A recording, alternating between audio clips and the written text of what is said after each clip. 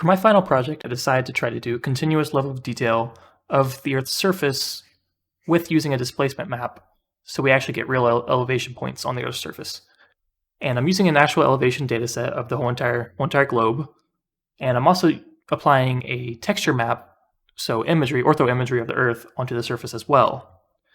In order to get the level of detail, what I'm using is something called tessellation that's offered by OpenGL.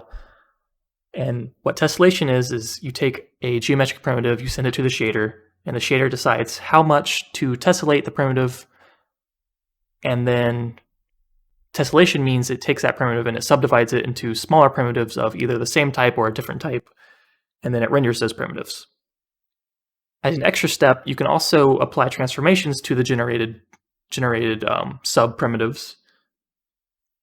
So, for example, with the vertices of the subdivided primitives, I can take those and I can sample into a texture.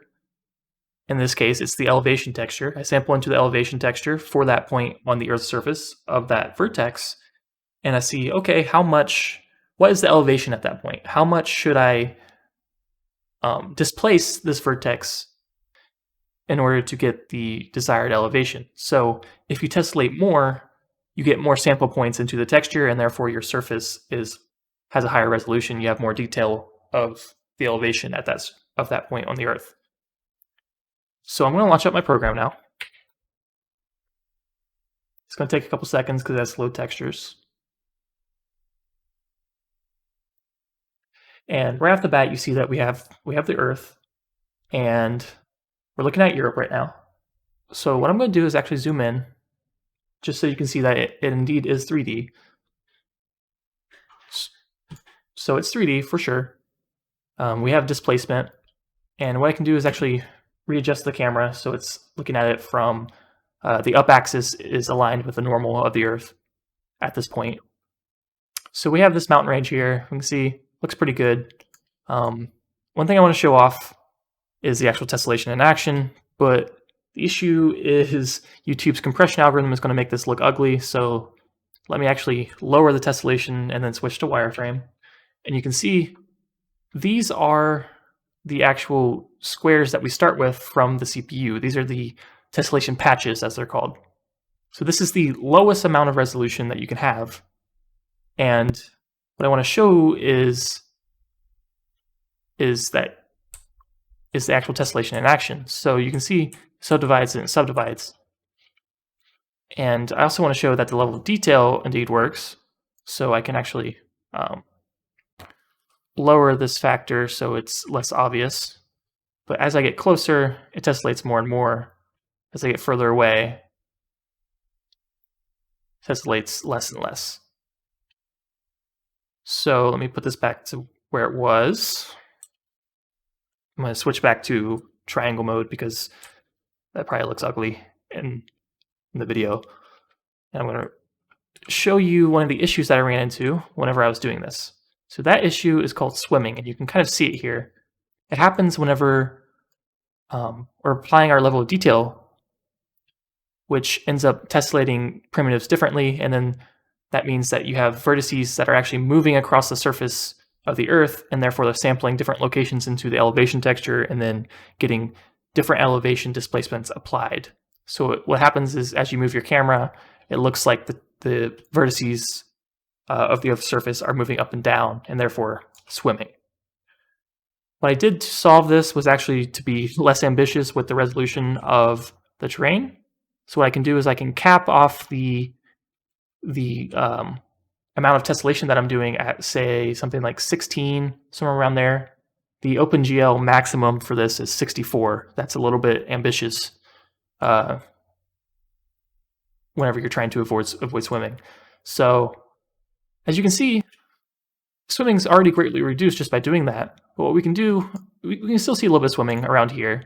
But what we can do to make it even better is, since we have a much lower max tessellation, it's less computation that we're doing, less primitives that we're rendering.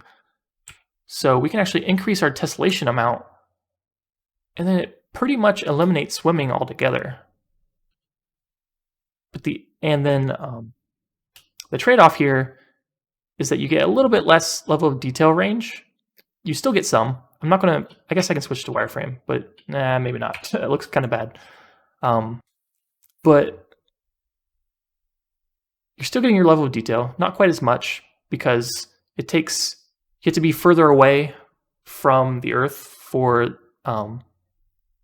to use less tessellation levels, but it has the effect of eliminating swimming, and it's still applying a level of detail. Like, for example, the patches of the Earth on the other side of the globe from us right now are getting less amounts of tessellation applied.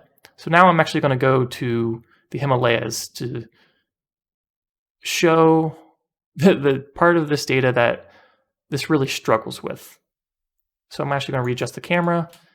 So this part of the data is very high frequency. There's a lot of mountain peaks. It's a lot of up and downs, which poses issues for this kind of method of rendering because it's prone to swimming. And as you can see, my method does pretty well. I mean, you don't really see much swimming at all, if any at all. But it's not perfect, and I'm also limited in the resolution of the max tessellation level that I'm allowed to do without causing swimming. And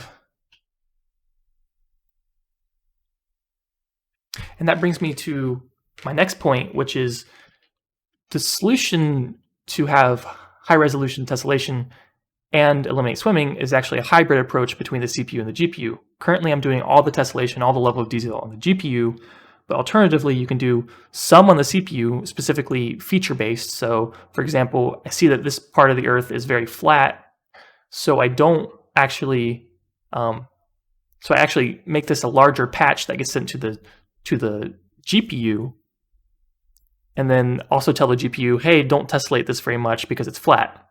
And then for high frequency portions, I send smaller patches to the GPU and tell it, hey, you can tessellate more here because it is very, very high frequency. So a solution like that would be good, and indeed that's what a lot of other researchers have found works pretty well. I've read some different papers that use that sort of method. It was out of the scope of this project, and plus I wanted to highlight the fact that the GPU is very fast at this sort of thing. It can do this very quickly, and the CPU doesn't really have much work to do at all. It just dispatches those patches to the GPU to do its work, and that frees up computation time for the CPU to do other things.